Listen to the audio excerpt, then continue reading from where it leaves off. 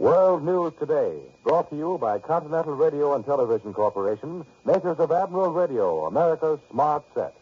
By shortwave broadcast, direct from world capitals, as well as the leading news centers of our own country, CBS correspondents are waiting to bring you a complete report from the world's political and battle fronts. But first, here's John Daly with a summary of headline news as received in New York. The American invasion force has made landings at Oran and Algiers on the north coast of French North Africa and somewhere on the west coast. These first official details came in a War Department communique released about an hour ago, which listed the generals commanding the American units under Commander-in-Chief Lieutenant General Ike Eisenhower.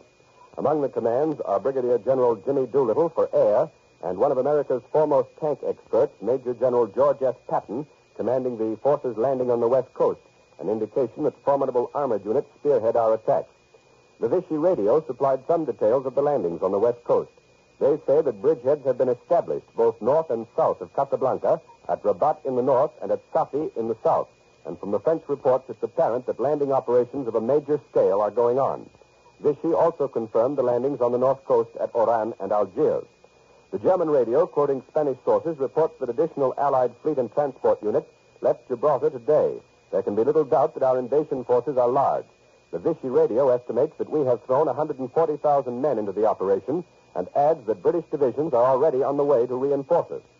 An earlier War Department communique made it clear that this operation has been carefully planned over a period of months, and nothing has been left out.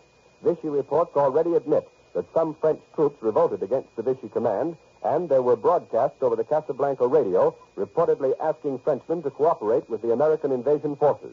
We also have learned to use the fifth column.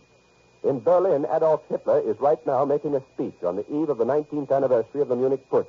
There can be little doubt that the German people are stunned by the invasion of Vichy North Africa by our troops. But so far in the speech, the best he has offered them is that he will prepare for all blows. CBS correspondent Charles Cullingwood is with the invasion forces, but as yet there are no communication facilities which he may use for a report. However, we can contact our correspondent in the other North African theater. For Cairo's reaction and the news there, we take you now to CBS Cairo, Winston Burdett reporting. It's all over but the shouting on this side of Libya. In the battle that knocked him out of Egypt, Rommel is believed to have lost at least 3/5 of his troops.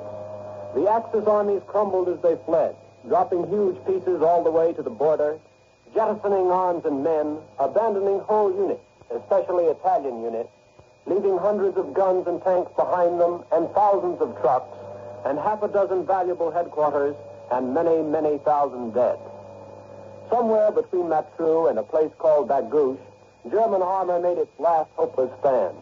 They had 28 tanks and 3 88-millimeter guns in that fight. This was probably most of what they had left in tanks at that time. My own guess is that Rommel today has salvaged enough tanks to form a football team with possibly a few subs for the last quarter. Yesterday, British armored cars were still herding in the stragglers. Around Fuka, many German troops fell out and let themselves be captured. West of Matruh, we were still picking up Italians by the thousands. I think this haul just about finished off the Italian armies in Egypt. Today, the British are tumbling west so fast that they have not been able to list the booty. We know now why the Luftwaffe has not been around for the past 3 days. Most of it is a blitz shambles lying around on captured airfields. Some of it is still intact. At one base, we found 5 Messerschmitt 109s ready to take off, with gas tanks full and bomb racks loaded. Somebody left in an awful hurry, and why they didn't fly away, I don't know. We also found dozens of American trucks, which came over here in Lease Len days, and were then captured by the Germans and used by them throughout the summer. One parking lot alone produced 60 vehicles, all with their ignition keys in place, and packed with the belongings of officers and men, who also were in a hurry to decamp, but then something happened and they found they were too late. Rommel now is falling back toward bases where he can pick up personnel and some extra supplies. But I can't see how he can make much of a stand in Libya. Rommel personally may make his next stop Benghazi or Berlin. But the fight on this side of Africa is going to be pure desert chase for several weeks to come. And now you will hear Larry Lasser, who has just come here from Moscow. I've come to Cairo from another world. I came into a world of bright tropical sunshine, well-dressed people, and food aplenty. I left behind a world of drab gray monotone, of people in old clothes with set faces, a cold land of rain and snow squalls, the world that is called Moscow and Russia. Moscow and Cairo have at least one thing in common. They both believe that their war is the war. When they hear I come from Russia, everyone I meet, from officials to taxi drivers, asks me how the war in Russia is going. Then as soon as I start to tell them, they break in to tell me about the war which is nearest to them, the war in the desert. Today's new war, the American landing in French North Africa, was such a well-kept secret here that it came as a great surprise, and the ordinary man on the Cairo streets hasn't begun to grasp its implications yet. Up in Moscow, the Russian people probably haven't learned about the American landing. When they do, which will no doubt be tomorrow morning on their internal radio system with its loudspeaker in every house, they'll be pleased in a mild way.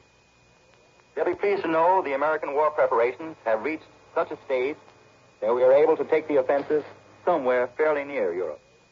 But there'll be no dancing in the streets of Moscow, because nothing will really please the Russian people except an actual Allied offensive in Egypt, rather in Europe.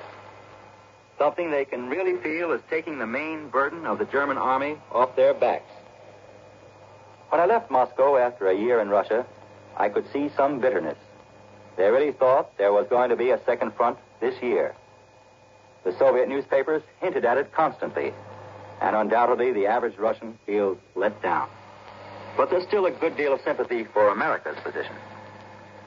But underlying this feeling of disappointment, there's a fierce pride, a burning pride which has much to do with the incredible Russian resistance at Stalingrad. That pride is going to go a long way toward holding up the morale of Russian civilians this winter, and it's going to be a tough winter. They're going to be short of food. Some people are going to go hungry. A lot of people are going to be cold. I left Moscow in a driving, wet snow squall, but the heat hadn't yet been turned on in any Moscow apartment house. The people are going to be short of clothes, but by patching up their coats, they'll make them last another winter. They're going to be very short of shoes. More and more often, I heard the clacking of wooden-soled shoes on the Moscow pavement. Everything is going to the Red Army. Prices of ration food are strictly controlled in Moscow, but in the public markets, governed only by the laws of supply and demand, prices of unrationed food have soared. A day's pay for a couple of pounds of potatoes, almost a month's pay for a couple of pounds of butter. But of course, this gives the workers something to spend their rubles on. You see, every factory in Russia is turned to war production. There's very little a civilian can buy, except in the second-hand stores. Yet a few things are being done to make the Russian capital more cheerful this winter. Moscow has been dolled up with a new set of streetlights that go far to dissipate the gloom of the long winter nights. There'll be more entertainments and shows this year because Moscow is now considered safe. The military situation is good. The Russian armies are intact all the way from Leningrad to Stalingrad. The main reserves of the Red Army were not used this summer in the small diversion offensives. Russia will have another opportunity this winter to train more reserves. More women will enter the war factories to relieve men for the front. But there's no getting away from the fact that Russia has lost an appreciable part of its ability to produce war machines with the loss of the Don Basin and the destruction of the huge factories at Stalingrad. Unless they can get a lot more tanks from America and England, it will be very difficult for them to launch a major offensive next year. But the Red Army has not lost its ability to engage a lot of German troops. The Battle of Stalingrad will reach a precarious point for both sides in about 2 or 3 weeks when the Volga freezes up, and the fight in the Caucasus has a long time to go on. But the Russians have a saying: Russia and summer don't get along well together. But the Red Army will be in action this winter because winter belongs to Russia. And now to CBS in London. Bob Trout reporting. London spent this Sunday trying to fit together the pieces of information, always so teasingly meager at the start of an operation. Allied headquarter announcements are released in Washington at the same time as here, but London is still getting most of the news of definite place names from Vichy radio. And Vichy tells us the harbor and town of Algiers have been attacked, landings made and a foothold gained, and the situation is serious. 200 miles and more to the west, about halfway between Algiers and Gibraltar, the port of Oran has been attacked. 2 places, a few miles on either side of Oran, have been occupied. That's the Mediterranean front. Around on the Atlantic coast, says Vichy, the airfield at the capital, Rabat, has been attacked from the air. Next most important port in Morocco, Casablanca, has been attacked from both air and sea. Vichy also reports landings at 2 places along the 60-mile stretch of coast between these 2 cities of Rabat and Casablanca. And some 140 miles farther down the Atlantic coast, an important force has been landed at Safi. Vichy Radio, heard in London, makes it clear that the Vichy government is still helping Germany. And Vichy complains that radio is being used as a weapon. They claim that secret radio stations are using the wavelengths of French North African stations. And they insist that General Giraud's spectacular broadcast was a fake. There is no reason at all to think it was a fake. And that's a very brief sketch of what London knows about the African operation so far. London also knows that these long-planned operations on the northwest corner of the African continent have been timed to fit into the British 8th Army's victory over the Axis nearer the northeast corner of Africa. Royal Air Force attacks from this island, like those of the last 2 nights on Genoa, are part of the battle of North Africa and the Mediterranean Sea. Next to CBS New York and John Daly. And here is a message from our sponsor. Picture yourself inside a submarine of the United States Navy. A critical moment is at hand. Stand by, torpedo room. Ready, sound room. Give me a bearing. 156, 157, 8, range 1700. Stand by, torpedo tube. Set gyro at 120 degrees. Fire on 160. 159, 160. Fire. A torpedo cuts through the water, speeds toward a Jap warship, rips a jagged hole through the hull. Yet not one member of the American submarine crew has seen the enemy ship. Many are the wonders of the radio equipment used by Uncle Sam's fighting men in locating enemy targets and directing attacks against them. Admiral workers in both great admiral plants are proud to be building as much of this equipment as they can. The same workers whose skill earned Admiral Radio the reputation of being America's smart set. Admiral will continue to work 100% for the war effort until we've won the victory. This means no more Admiral radios can be built for civilian use, but most Admiral dealers still have a limited supply of the famous Admiral Victory line, the latest model Admiral radios and Admiral radio phonograph combinations with automatic record changers. Ask your Admiral dealer to demonstrate them for you. Now, here again is John Daly. We have heard the latest developments from the newly opened and the old war theaters in North Africa. Now to another war zone, the Southwest Pacific. Admiral Radio takes you to CBS Honolulu. Webley Edwards reporting.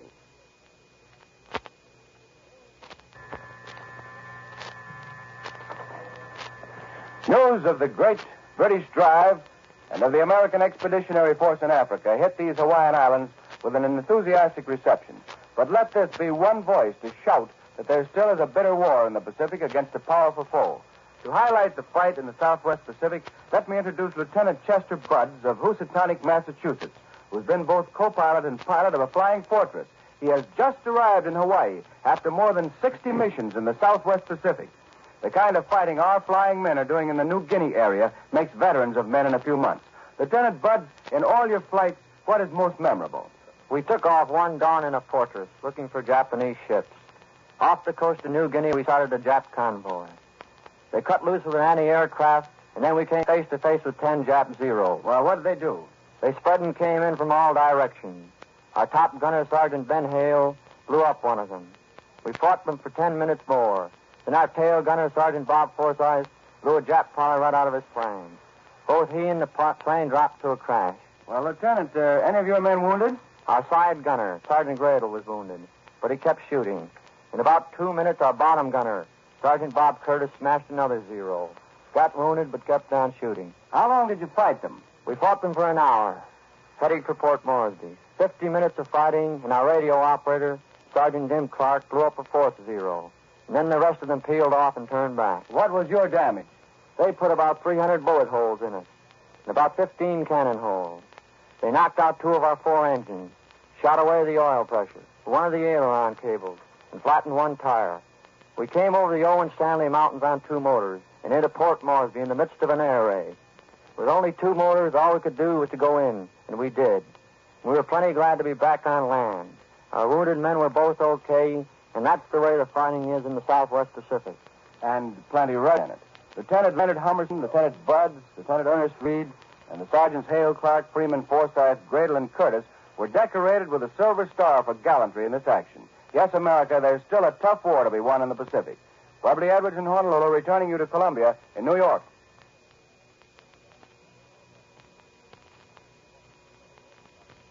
Much of our news of the North African situation is coming from Washington, where the War Department has issued several communiques, and the Navy has given out more news of the fighting on Guadalcanal since we've been on the air. For the latest developments, Admiral Radio turns now to CBS Washington, Lee White reporting. The War Department has just announced that American forces are now landing at Oran and Algiers on the Mediterranean coast of Africa and at another unannounced spot on the Atlantic coast. The same communique also reveals that Major General Mark W. Clark is the Deputy Commander-in-Chief of the current operations in North Africa. Also, that Brigadier General James H. Doolittle of Tokyo fame is the commander of American Air Forces in the operations. Major Clark is a relatively young man to hold the rank of Major General. He is only 46 years old. He has, however, seen service in France during the last war when, as a captain, he was wounded in action. At the same time, the War Department makes public a message sent to General Eisenhower by General George C. Marshall, Chief of Staff of the United States Army. The message was dispatched to Eisenhower before his departure for England for the North African Theater. It reads, "You and your command sail with the hopes and prayers of America. For months you have planned, trained, and conditioned yourselves for the great task ahead. Godspeed to your success. I have complete confidence in your leadership and in the aggressive fighting quality of your troops." And here's a communique that's just been handed to me, a communique on naval operations in the Solomons. American forces on Guadalcanal have advanced 4 miles beyond Coley Point, east of Henderson Field, to the Metatono River without meeting any Jap opposition. The communique also reveals that 1 Japanese destroyer was believed to have been sunk in action off Guadalcanal, and that 1 cruiser and another destroyer were badly damaged. The cruiser may have been sunk. Last night in the White House, as we listened to the President's Secretary, Stephen A. Early, read off to us the proclamation of the American invasion of Africa, most of the reporters present were inclined almost to shout for joy. To say it was the best news since the beginning of the war would be a gross understatement. To most of us, it was the best news in several years. I make no pretense of having suspected what was coming. I, frankly, was probably just as surprised at what we'd done as Adolf Hitler probably is today. And I think most other observers here in Washington would agree with me. It's not so much that we were joyfully surprised at learning American forces had invaded French Africa. We had suspected for several days that something of the sort would happen. But what really surprised us was that everything had been so obviously well conceived and well coordinated. The American people owe our Army and our Navy a debt of gratitude today. They've shown us that they know far better how to fight a war than most typewriter strategists.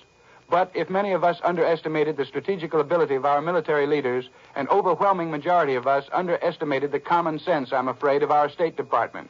Since the bombshell burst last night at 9 o'clock, the picture of America's part in the war has become increasingly clear. It's like a cool, bright morning with the sunlight driving away the fog and mist of the preceding night. There's much, of course, that still can't be revealed. But it can be revealed that our policy in connection with Vichy has had the following aims. 1, to obtain reliable information from week to week of the political situation in France. 2, to maintain close relations with the French people and to spur resistance. 3, to keep alive the French faith in America and our common democratic traditions. 4, to gather all military information available. 5, to prevent the French fleet and French military and naval establishments from falling into the hands of the Germans. And 6, and finally, to pave the way for a military campaign to drive the Germans out of the Mediterranean. In other words, from the evidence first available today, it seems that our government was counting on a Mediterranean campaign from the very day of the Franco-German armistice 2 summers ago. That campaign began at 9 o'clock last night. It's the real second front. I now return you to CBS New York and John Daly.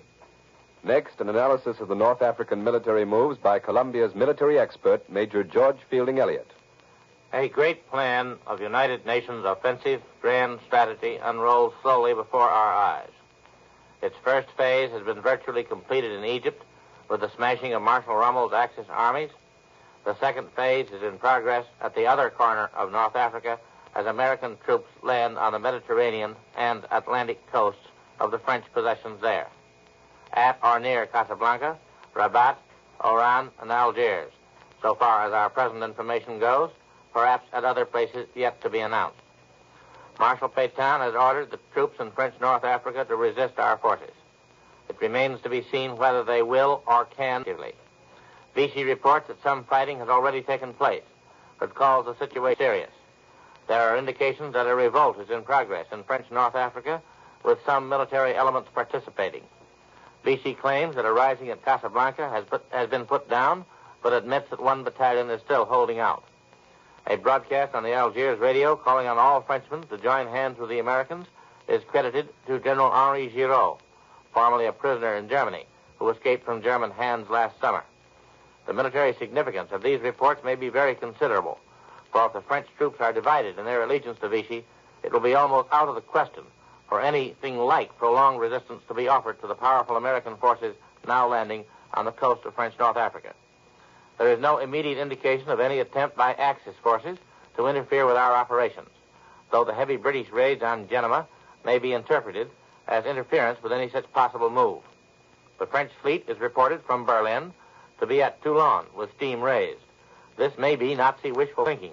In any case, there appear to be ample British and American naval forces present in the Mediterranean to deal with the French fleet, should it, unhappily, attempt to cover the movement of any Vichy or Axis troops toward the African coast. The seizure of the principal seaports in Algiers and Morocco will also prevent any reinforcements from arriving for this purpose.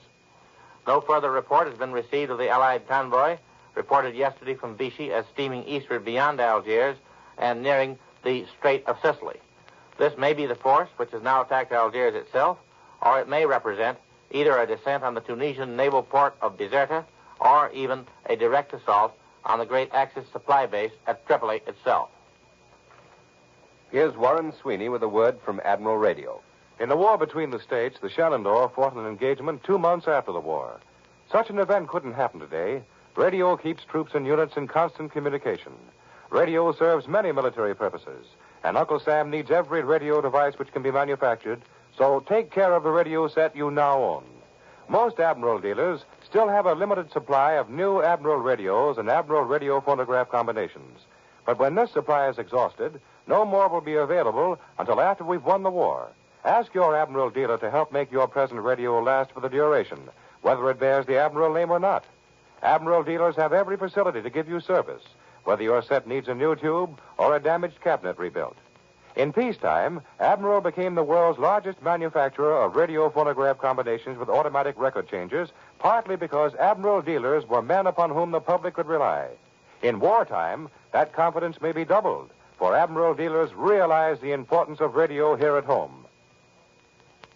World News Today is brought to you each Sunday at this hour by Continental Radio and Television Corporation, makers of Admiral Radio, America's smart set. Be sure to listen next Sunday when Admiral again will give you World News Today by shortwave, direct from the leading news centers of the world.